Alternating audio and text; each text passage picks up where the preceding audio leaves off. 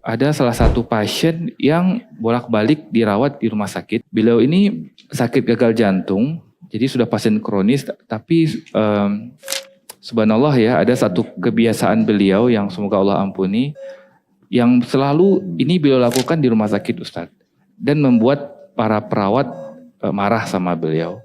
Beliau setiap kali dirawat menggoda perawat wanita. Padahal kondisinya sesak nafas, tapi masih ada waktu untuk itu.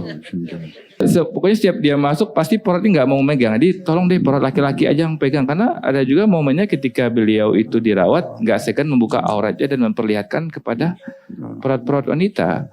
Dan itu nggak normal gitu Ustadz. Dan terakhir, ketika di fase-fase terakhir perawatan beliau, ketika beliau wafat, masih seperti itu.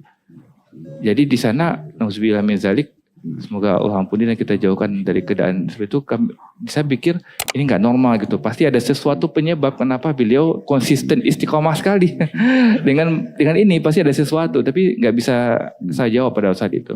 Jadi mungkin kalau jawabannya itu dok, memang ada hadis Nabi SAW, seseorang akan ditutup hidupnya dengan kebiasaan yang dia lakukan.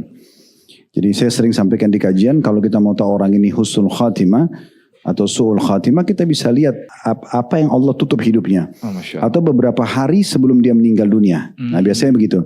Kalau orang biasa sholat, kita kan bisa lihat di cuplikan tuh di YouTube, di media, ada orang yang sujud terus meninggal, ada yang lagi khutbah meninggal gitu-gitu kan.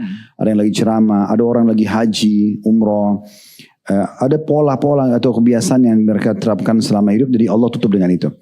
Ada juga orang mungkin dia terbiasa kayak tadi pasien yang kedua. Mungkin memang itulah pola dia selama ini. Sehingga akhirnya mendekati kematian tetap aja dilakukan sama dia. Nah itu mungkin jawabannya di situ. Ada juga orang kadang-kadang dia mungkin semasa hidupnya terkenal orangnya sangat baik. Gitu kan.